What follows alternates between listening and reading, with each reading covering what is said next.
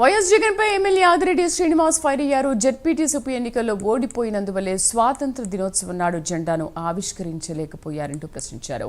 ఇప్పటికైనా పద్ధతి మార్చుకుని ఆత్మ పరిశీలన చేసుకోవాలని సూచించారు. అనంతరం సీఎం సహాయ నిధుల నుంచి మంజూరైన చెక్కులను లబ్ధిదారులకు ఎమ్మెల్యే అందజేశారు.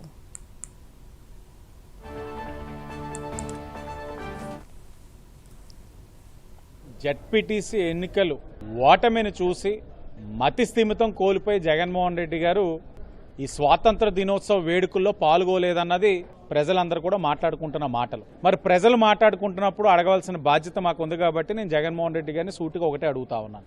స్వాతంత్ర దినోత్సవం నాడు మీరు ఎందుకు ఫ్లాగ్ హాయిస్టింగ్ చేయలే? ఆ జాతీయ జెండాకి ఎందుకు మీరు సెల్యూట్ చేయలేకపోయారు? అంటే ఓటమి నుంచి నిరుత్సాహం చెంది ఈ విధమైన కార్యక్రమం చేస్తారా? బాధ్యత లేదా మీకు? మాజీ ముఖ్యమంత్రి ఇప్పుడు ప్రస్తుత శాసనసభ్యులు ఆవిష్కరించకపోవడం ఏంటి? అంటే జాతీయ జెండా అంటే మీకు గౌరవం లేదా, లేకపోతే ప్రజాస్వామ్యం పట్ల మీకు నమ్మకం లేదా అన్నది జగన్మోహన్ రెడ్డికి చెప్పాలి.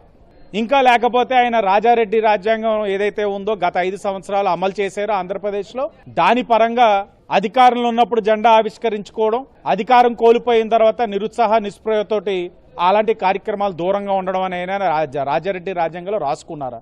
ఎంత అవమానం అండి, ఎంత దారుణం! రాజకీయ పార్టీగా అధ్యక్షుడు, ఒక నియోజకవర్గం ఎమ్మెల్యే, మాజీ ముఖ్యమంత్రి జెండా ఆవిష్కరించబోవడం అన్నది చాలా శోచనీయం. ఆయన జాతీయ జెండాను అవమానపరిచారు.